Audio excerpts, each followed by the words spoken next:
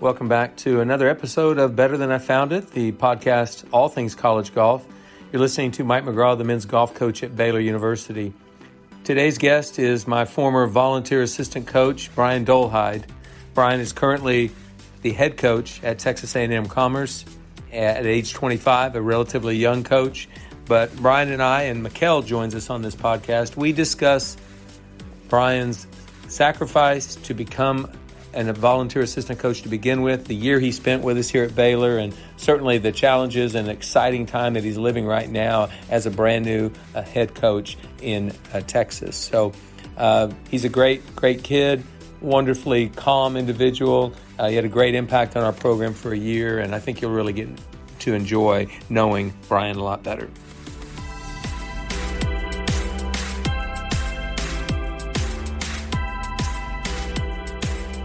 Okay, Better Than I Found It listeners, let's give a big welcome to Brian Dolehide, the former volunteer assistant here at Baylor and now current head men's golf coach at Texas A&M Commerce. Brian, great to have you today.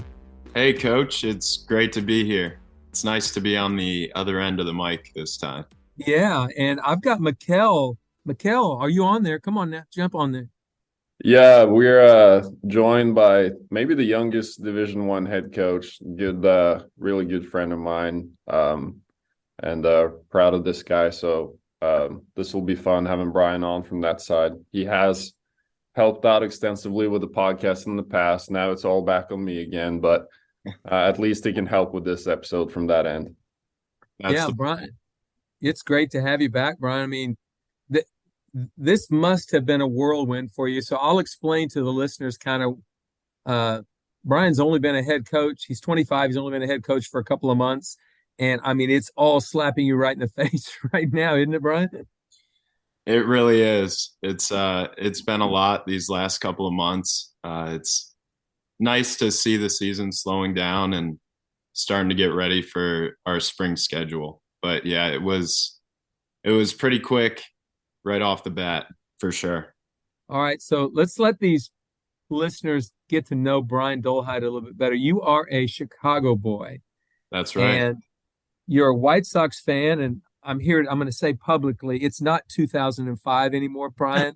So don't be so proud to be a White Sox fan. It's not 2005. You're in the state of Texas, the great state of Texas, and the Astros are world champions. They won the World Series. You've got to admit that. And then the Bears, it's not Mike Ditka and Jim McMahon in 1985 either. So just wanted you to know. We have Justin Fields right now. He's starting to look pretty promising.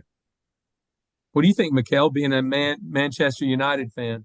I think the Bears, promising, if you call 3 and 6 or whatever they are promising, I guess. There's a lot of promising teams out there, so I'm happy for you. They promise a loss every week is I think what they promise. That's about it. Sorry, Brian, I hate to do that to you, but you are a Chicago boy. You came south. You actually went south to go to school. So you played college golf in Florida. Tell me about that experience. Yeah, that's right.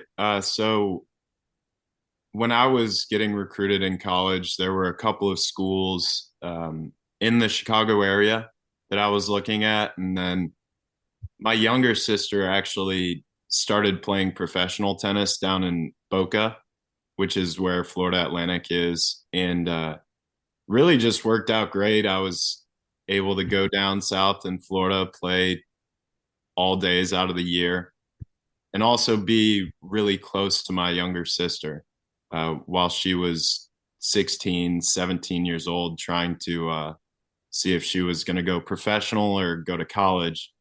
So it was great being down there and really being able to be close to my sister and also play a bunch of golf, which I couldn't do up in Chicago for just about 6 months out of the year. So your whole junior career was a 6-month-a-year endeavor, and you got to Florida and they told you you can play in December if you want, right?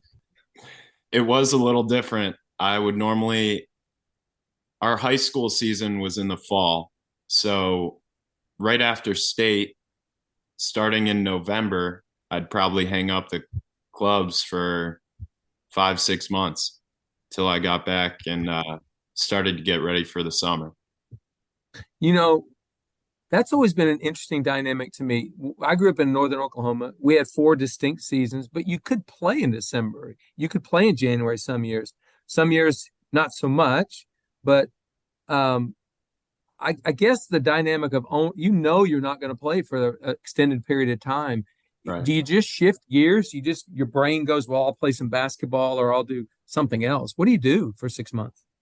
Well, that's about right. Yeah, as a high school student, I mean, you're really just trying to play as many sports as possible. Um, it was nice. There were a couple of indoor areas in Chicago that I could go to, but that was honestly probably just a once a week thing. Um, more, it was more just playing basketball, getting ready for baseball, all those other sports.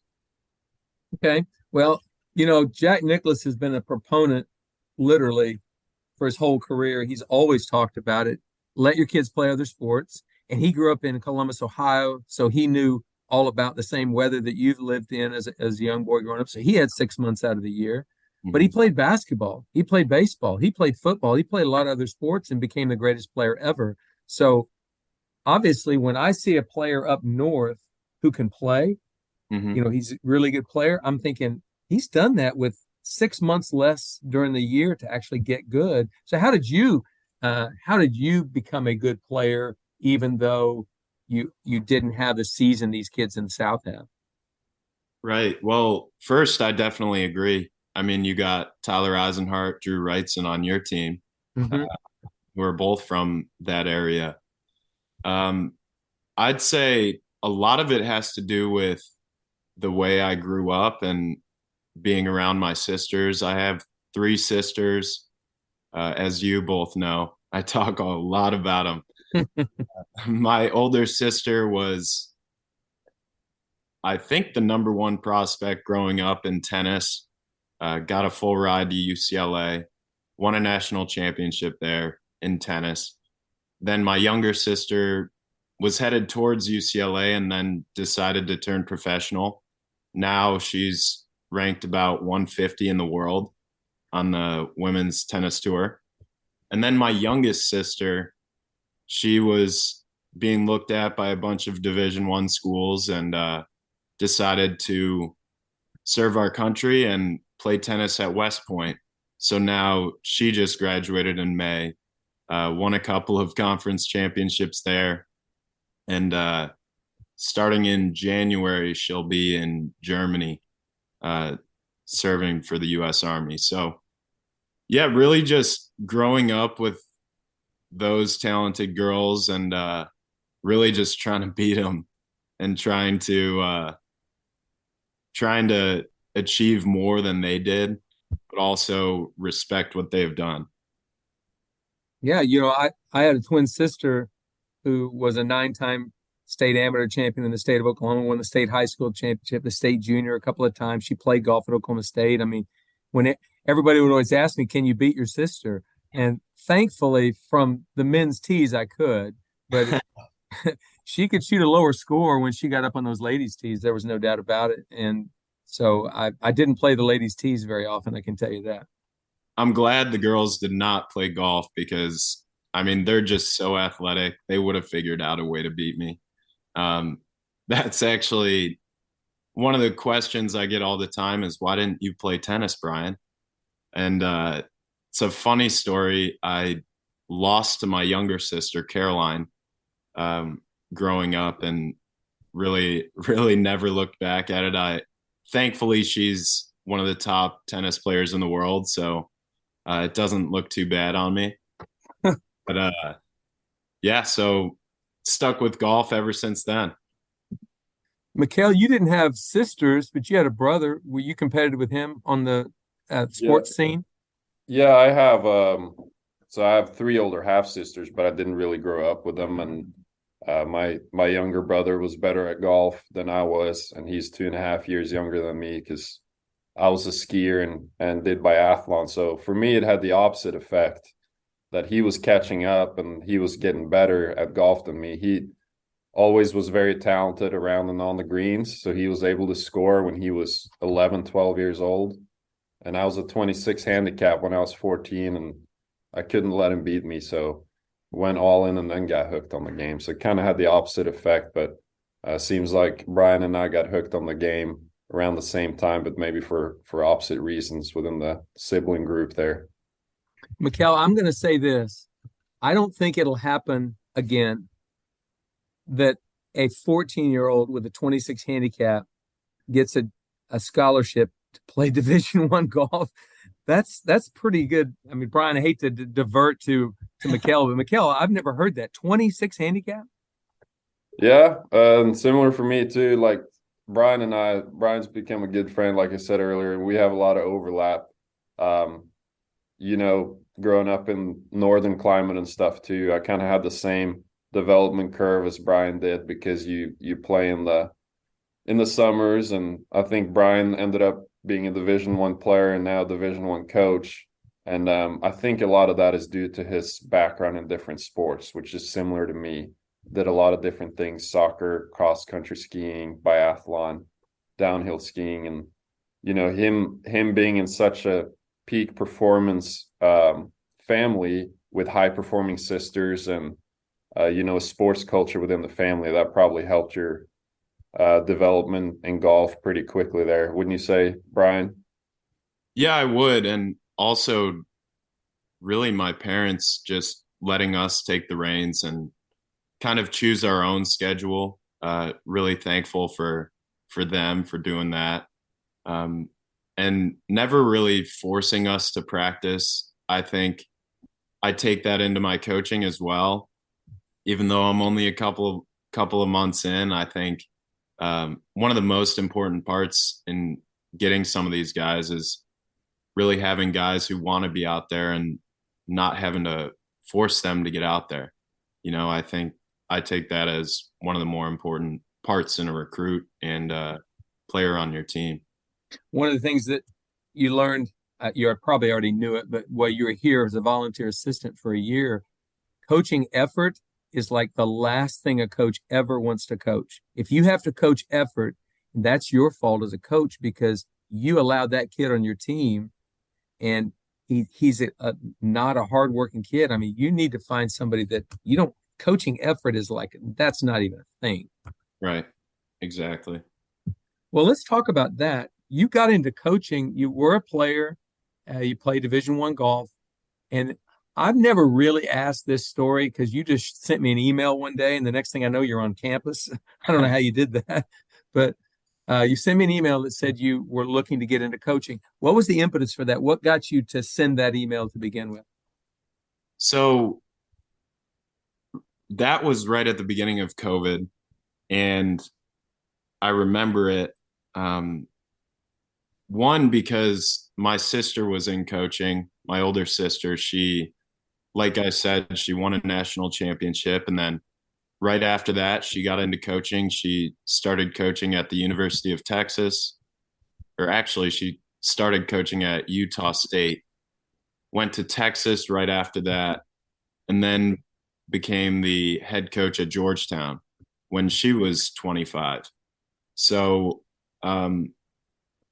really, it all started. I wasn't exactly happy being in a sales role. I knew I wanted to stick around the game and get back to really the life I had, and then try and give back to a group of guys and get to work and win some trophies, really. So I sent that email to you and a bunch of other coaches. You weren't alone. I'm sorry, Coach McGraw. But That's okay. You were one of the few that responded to me. Was I the only one that allowed you to come sit in my office? That is what happened. Yes. Okay, I win. I win the contest. Go ahead. So right after that email, we spoke for a couple hours on the phone throughout the next week or so, and then you told me that your previous volunteer assistant came down to see you and meet you in person. And so I guess he was from Dallas or somewhere. He was Andre Garcia, was from Dallas originally, played golf at the University of New Mexico. And I guess for the listeners, I'd like to give the evolution of how this all came about, because I think it's important in your story. That's why we're doing it. But Andre came down to visit, and I told you that. Mm-hmm. So I'm sitting in Florida at the time, and just trying to figure out a reason to come out there and just make up some reason, figure it out. And it's at the beginning of COVID, so nobody's really flying. I just told you that I was going to see some family in Texas. It'd be perfect to stop by. And I said I was going to be there in 2 days. So you said, oh, that's perfect. And so I end up driving out to Texas the next day. I get to meet Coach Mick, and it was great. We had a great time getting to know each other. And then from there, I think you could take it. Well, yeah, from there, Mikkel and I were both convinced, and Mikkel, jump in here if I'm wrong, but we were convinced you would be a great addition to our program, especially because you had the kind of enthusiasm to want to do this. Mikkel, do you remember it that way?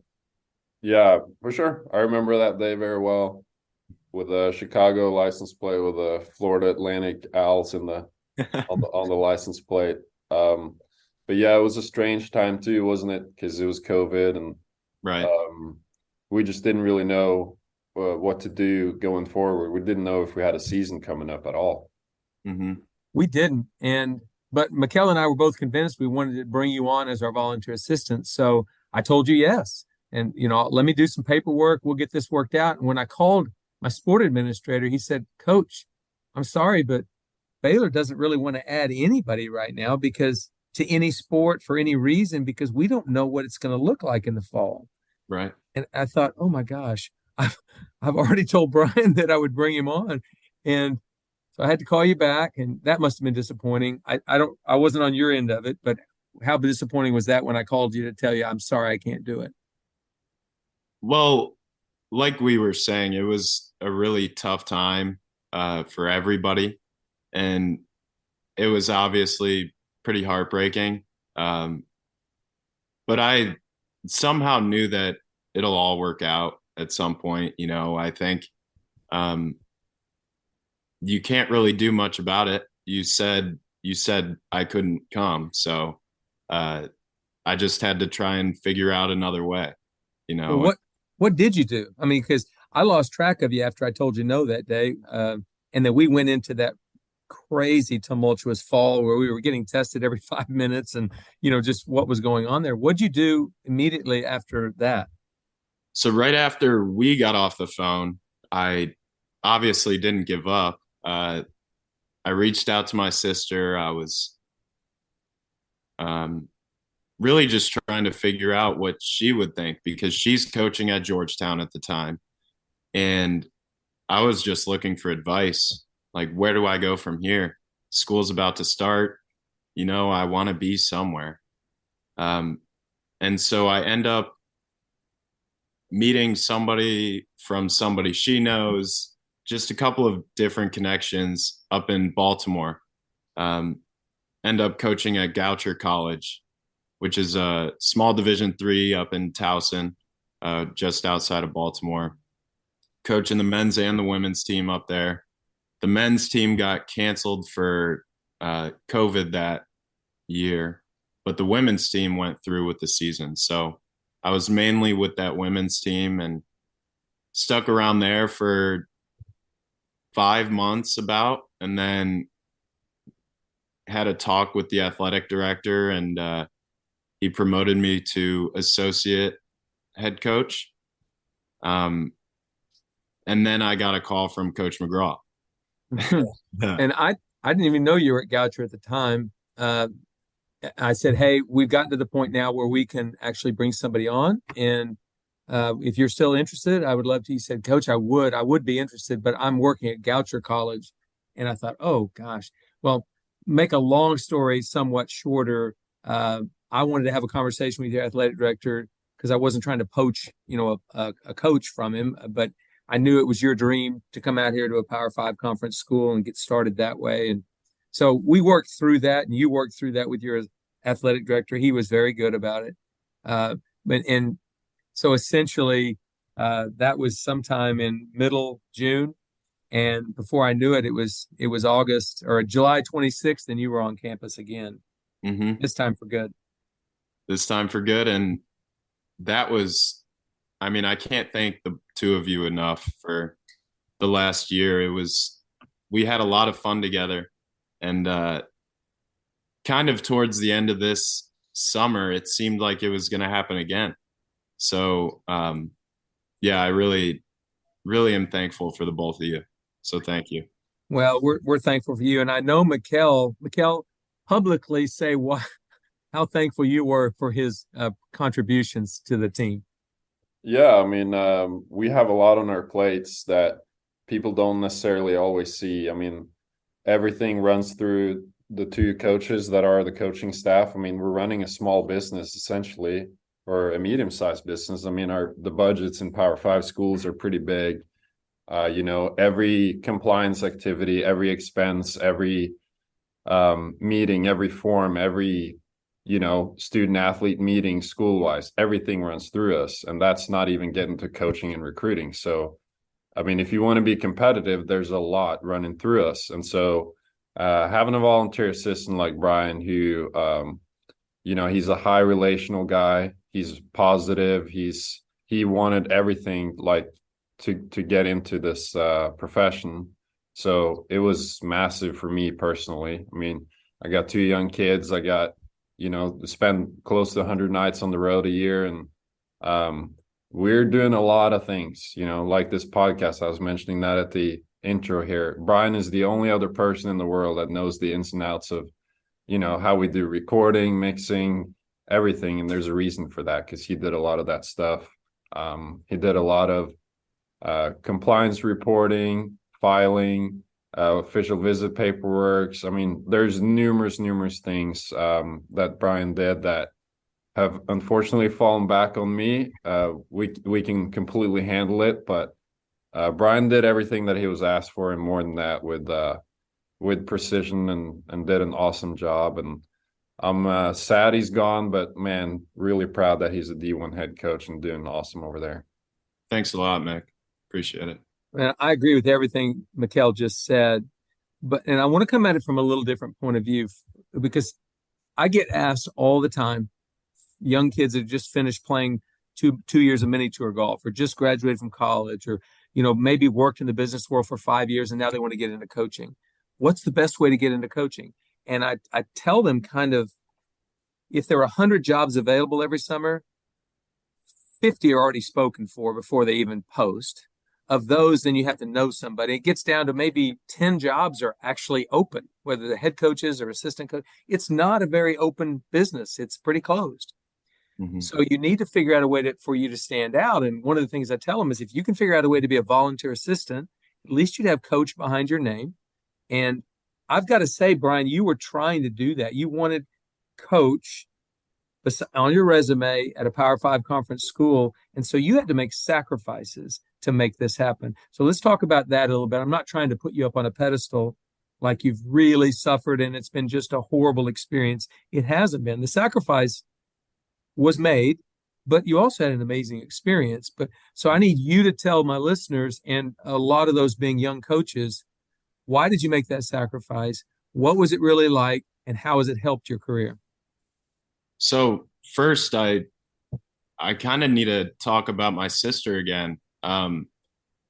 Following kind of her footsteps, she, like I said, she won a national championship at UCLA. So being an All-American like her in college really helped her get into the coaching world. That's how she got her first job at Utah State, or I think she worked for the Pac-12 for a little bit, and then started coaching at Utah State, and then got the assistant coach job at Texas 6 months later. So it really I'd say it all depends. When I was talking with her, she just told me, anything you can do to get in, like graduate assistant, volunteer assistant, anything you can do to learn and also have coach next to your name. So really, in my job before being a volunteer at Baylor and then being a coach at Goucher College, I knew this is what I wanted to do. And I knew this is not going to be easy. I know you're not going to be able to go have a steak dinner or whatever. You can't do much for that time period, but it's all going to be worth it, you know? So just saving up as much as I could while I was at that previous job, knowing that this situation probably will come. It came a little later than I expected, but obviously can't really do much about that. So, yeah, I had such a great time at Baylor with all of you guys and all the guys on the team. Can't say it was extremely easy, but being around the two of you and you guys helped me out so much. You both offered for me to stay at your place all the time, and I'm really thankful for that. So, you just got to grind it out. I think that was the best way for me to get into coaching because I wasn't an All-American. I wasn't a national champion, but I've always wanted to get into coaching, and I know I'm a pretty great coach now. So I'm really excited to see where we go from here. Well, thank you for kind of giving the story behind that, because young coaches that want, or young people that want to get into coaching, there's a lot of different paths. And maybe you know somebody, maybe you don't. You didn't know me, but you came here and you sacrificed for a year, and then your opportunity came. I think it came a little earlier than I thought it would. Honestly, I didn't think a head coaching position would come about at all. Ask a question here. What is the best thing you learned while at Baylor? And that could be best thing you learned from us, Mikkel and I, or a player, or both. Well, there was so much. It's hard to pick one. I would say not something I learned, but something that was emphasized. I'd say building that relationship with the players and with everybody around you, like your sports administrator, David Kay at Baylor, and just everybody, having a great relationship with everybody, because you don't know where that relationship will take you, but it doesn't hurt to be a great person to everybody. So going off that, I'd say really just having those tough conversations with your players as well, because that comes from a great relationship. And communication, I'd say, is the most important part about this job in the short time I've been here. So you could correct me if I'm wrong. But yeah, I would say just having those conversations with the guys, even though they're not comfortable sometimes, I think it's extremely important and needs to be done often. Good. Well, thank you for that. I have a question. 25-year-old head coach. So let's talk a little bit about this. Had to be some surprises, had to be some things that shocked you. What's the biggest challenge of being almost their age? Mike Holder did this. He was 24 when he became the head coach at Oklahoma State. 24. Jay Mosley was 24, 25 when he became the head coach at Kennesaw State. There have been young coaches before. It's not unprecedented, but it is a challenge. So help me out with that. So obviously there have been some challenges just because I haven't been a head coach before. And I remember sitting down with you and Mick right before I left for Commerce. And there was a conversation we had where you guys were both just like, you're not going to know until you get there. Like there's going to be so many different things that you can't really prepare for. I would have to say age is not one of them. I I haven't run into any issues in respect to the age as a coach. Honestly, I truly think it's a huge advantage being in their shoes so recently. Um, One thing I would say is showing up to tournaments and having other coaches think I'm a player. I'd say that's probably the most challenging part. And then Okay, wait, before you go on, that's challenging, but what if you go to a tournament and they mistake you for one of the players' grandfathers? So Hey, that's an issue. Go and hey, ahead, move on. Brian, that's not a 1 year thing. I'm finally maybe getting over the hump of that one, right. but I've just turned 30 and I get asked all the time. It's starting to slow down a little bit, but I always just say I'm a redshirt junior. And when they say how you play, just even par and just keep walking. Middle of the pack. Yeah, I mean that's the next 5 years for you for sure. Well, and I think it's a lot of that has to do with you being around them so much. Now they're kind of starting to realize, oh, that's Coach Mick. Yeah. That's not a player. Um, but yeah, I think you're right. That might happen for a couple more years now.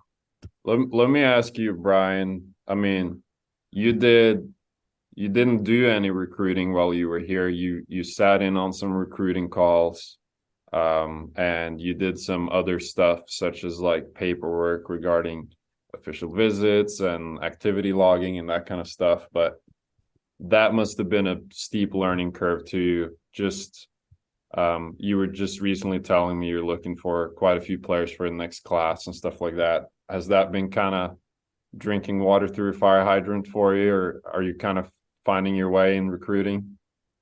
Yeah, it's been pretty tough the first couple of months for sure. Starting to get a hang of it.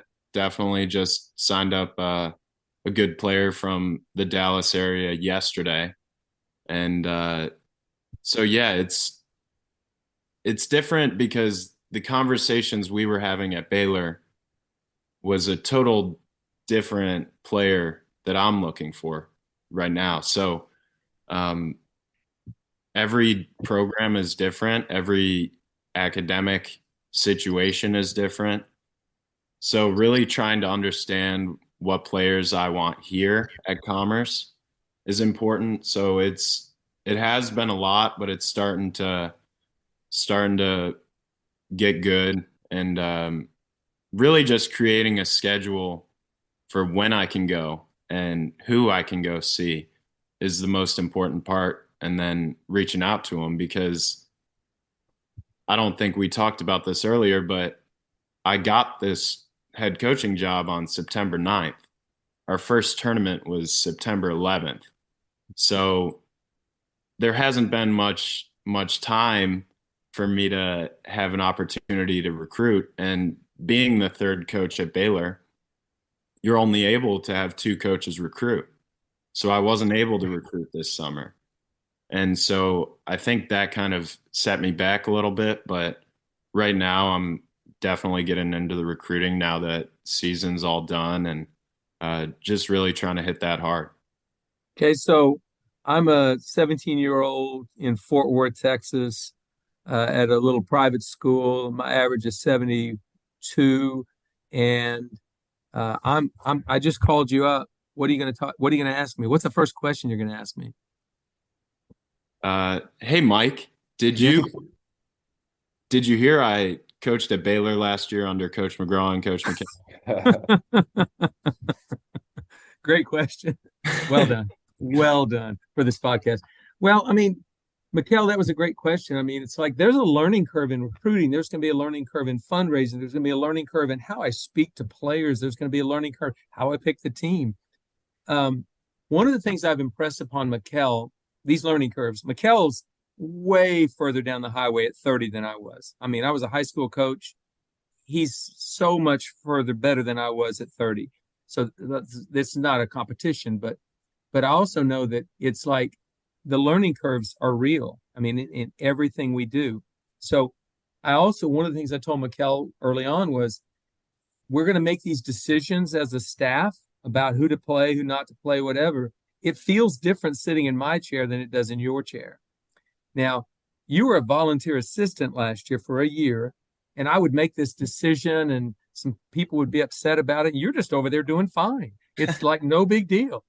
How much different is it when you make a decision based upon for your lineup than it was when you saw us doing that? Well, first, I again want to thank you for letting me be a part of those conversations. I know that was one thing you truly valued and Mikkel truly valued, hearing everybody's opinion. So I thought that was great. Everybody having a shot to say why they want this guy in. But you're right, it all fell down on you when it came down to it.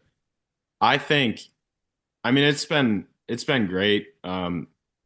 Like I said earlier, having those conversations with the guys and being open to have those tough talks is extremely important. And I mean, if you trust your own decisions, then what else is there to do about it? You know, this is the lineup you think will do the best at this tournament. This is who you want there. This is who you need there, in your opinion.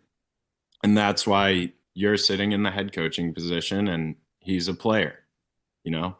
So you have to make these decisions. It's not always the most fun conversation, but nothing really is when it comes to telling somebody, hey, you're not traveling, you know? Let's get to work and see what we can do to get you in that lineup next time. You know, I just said to Mikkel that he's further down the highway at 30 than I was. I'm going to say this publicly. No chance could I have been a head coach at 25 at a Division I school. Not a chance in the world. So what have you got that's allowing you to do that? Because I don't think I could have done it. Maybe I'm underselling myself there a little bit, but I don't think I'd have been ready. Why are you ready for this? Probably underselling yourself. I'd say, again, just the last year with the two of you, having been around such a great program, such a great group of guys, and really just seeing the ins and outs of a high-level Division I program just for a year was incredible. And growing up with an older sister who was a coach, having 3 college coaches in my time at Florida Atlantic, and really just having the passion to want to be the best at what I do. I'd say all of those combined work out pretty well. You have an incredible countenance. You have a very calm demeanor. I think that's pretty impressive. Mikkel's got one as well. I'm a little more uptight, if you will. That's kind of my nature. I tried to be more calm and relaxed, but I think you both were a good influence on me relative to that last year. Mikkel's been really good. Mikkel, would you agree about his countenance, his demeanor, the way he handles himself? Yeah, I think Brian's, like I said earlier, a really high relational guy. And I think that is a really good quality for obviously any coach. But in Brian's position, you know, you have a lot to learn. I would have the same if I were to go be a head coach right now, but you probably have even more to learn because you hadn't done the recruiting.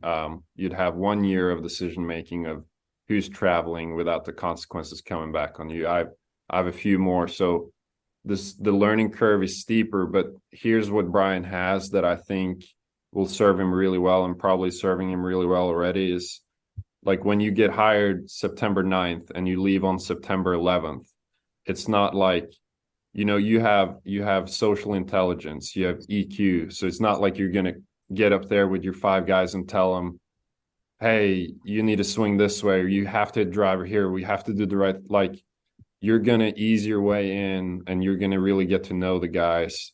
And you have a certain knack for understanding just people and just reading people in a way to where you can influence them at a later point. But I think it could be disaster if a young coach is hired and it's my way or the highway and not trying to understand the individual. And That's definitely not in Brian's nature, and I think that's one of his strengths, and probably why he's going to do really well, and the transition has gone as smooth as it has. Thank you. Thank you. Yeah, and to that, I'd love to talk about my team a little bit. We started off pretty tough schedule at Kansas State, um, coming in 14th out of 15. It was a tough transition for these guys because at their Division two tournaments, I'm hearing them talk about, oh, everything's a center pin. Everything's a center pin. You're playing pretty straightforward golf courses. And right when we got to Kansas State, they realized that's not how it is here. Um, Going on further down the line to the event at Baylor that you all hosted, and we had the opportunity to play. I appreciate you inviting us. Certainly. Those pins were crazy.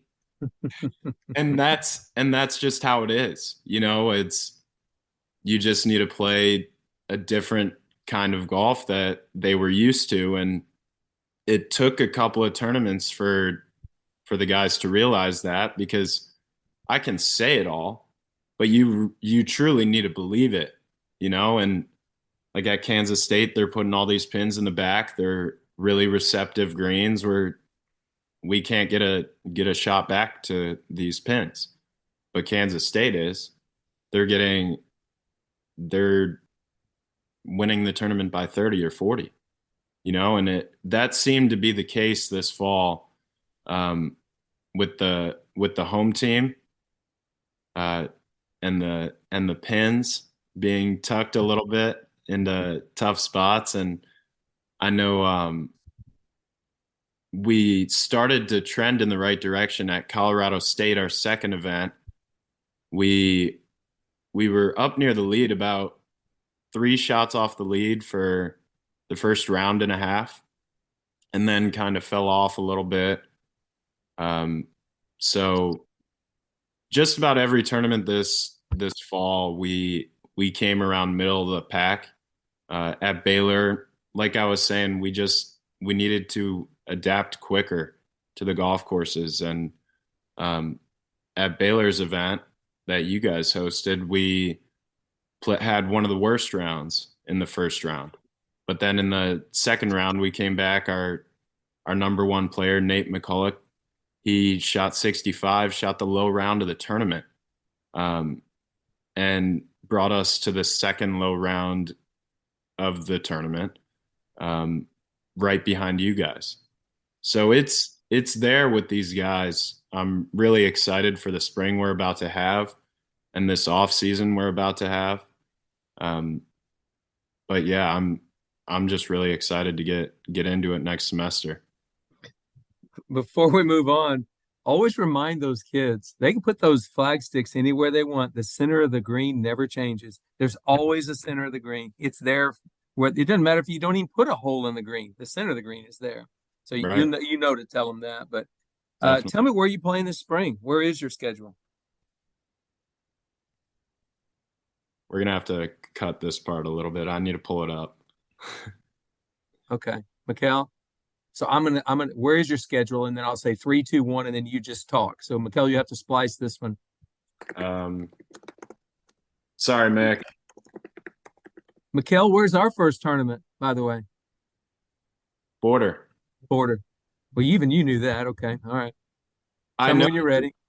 we're driving to every tournament, so Okay, it's pretty local. you got it up yet? Yeah, ready? Yep. Okay, 3, 2, 1. So we're starting our season in a conference tournament, actually, out at New Orleans. Then we're gonna move out to the Colin Montgomery Invitational, the Big Texan Walden Invitational, which I took a couple of individuals from Baylor last year. And then we head out to the Southland Conference down in San Antonio. So we're staying pretty local this semester. Our fall semester, we traveled a bunch. We flew to a couple of tournaments. So yeah, staying right around the state of Texas for next semester. Okay. That's probably okay to be able to drive to tournaments. I'm actually a fan of it. I love it to be able to drive to tournaments, and being a young coach, maybe less long big trips and more local ones where you keep the kids comfortable. But so that's a good schedule this spring. And recruiting, you're going to do some recruiting, I assume? Definitely already getting started. Yeah, I do want to remind you, I know you're 25, but there is a recruiting dead period from Thanksgiving to January 1st. Do not go on the road right then, okay? Thank you, Coach. I appreciate that. You're welcome. Mikkel, you got any advice on recruiting for him? Get after it, turn over every stone, and just talk to people. You know how to do that. Just be yourself, and things will work out well. Right, and I know I'll see you guys a lot at these Texas tournaments. So I've got your picture at the gate at every golf course. They're not letting you in. You're not allowed, so that's okay. But Mikkel, do you have anything else you want to say before we close out here? Hit Brian up. People that are listening to this that are wanting to play college golf and look for a coach that's going to take care of you and is like I've said a million times, highly relational, is player driven. Look for him. Look for Texas A&M Commerce, and find his email, find his Instagram. And go Lions. Go Lions. Well, thank you, Mikkel, for that. And Brian, I just want to say publicly, thank you so much for the year of sacrifice you had. The things you contributed to our program are lasting, and the guys miss you this year. They really do. I know Mikkel misses you because his load got a lot heavier when you left. And I want to wish you the best of luck. The beauty of this is, for as long as I coach, and then even thereafter, I'll be watching your career. I'll be watching how your teams play, and I know that they're going to be great. And it'll just be fun to know that Mikkel and I were kind of in at the beginning when you got your start. So thank you again for everything.